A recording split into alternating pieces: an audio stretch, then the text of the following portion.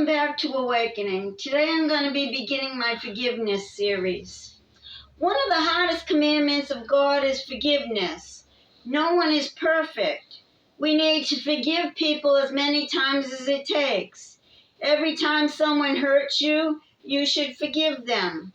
But why forgive them in the first place?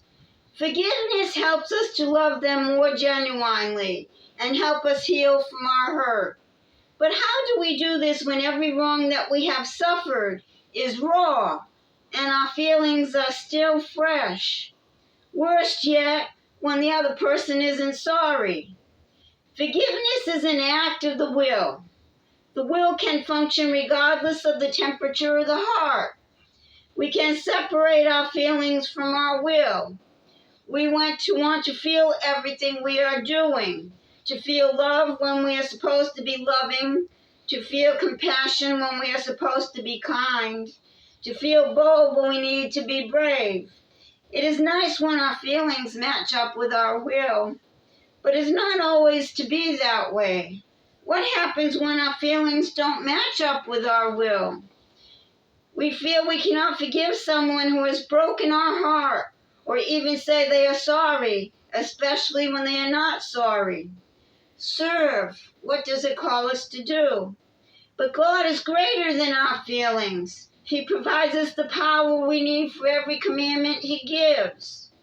Often it is the power of the will. Do what is right in your will, and eventually your feelings will follow. Will yourself to drop issues with anyone, even if that person is you. Don't worry about how you feel today, just forgive. Forgiveness is just realizing that what they did was wrong and letting it go and moving on. Some people just simply don't understand, and others don't want to. So don't judge others superficially. They are imperfect human beings that just don't know. Forgiveness and mercy are part of following God. We won't get it right every day, but we can learn from our mistakes. God steps into our weakness and offers us His strength.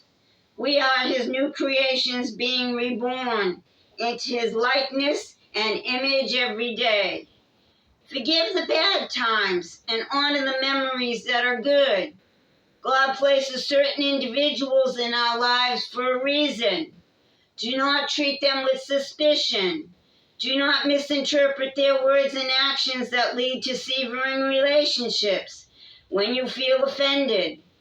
Learn to be unoffendable. Pray to God to help you see people through His eyes.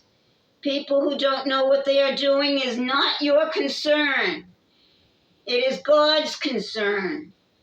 Your concern is to extend grace and forgiveness. We could do so many things for God if only we could conquer our fears. The spirit of fear is not God's design. We could conquer our fears through His love.